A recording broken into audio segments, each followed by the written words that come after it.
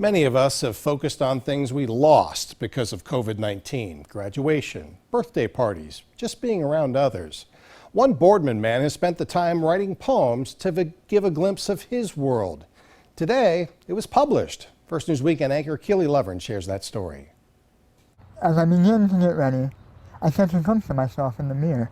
For the first time, 26-year-old William Clark reads his poem out loud. I glance at my weakened leg as it supports my body. Just then the cold waters of reality wash over me.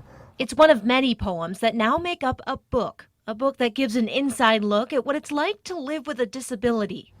I'm human, I may be disabled, but I have had a love life. I've had heartbreak, I've had victories. William was born with cerebral palsy, but the recent YSU grad has turned his struggles into poems to advocate for his community. And now to be here and making it a message of healing and overcoming trauma and overcoming things of that nature, it's very vulnerable. The book is called The Ever So Accurate Tales of a Not So Average Man, the testament of a modern disabled man. I am literally giving you a window into my soul. In the 8 poems and 62 pages, William describes his life from the time he was born. The invisible cage in which I fight from sunrise to sunset, forced to serve a life sentence for a crime I did not commit.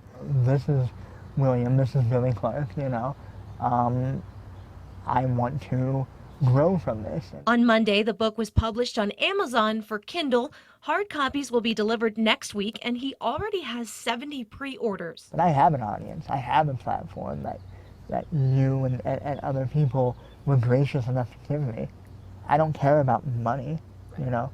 I care about the message, about the art. And with his vulnerability and heartfelt message, William hopes this book can help change perspectives for the better.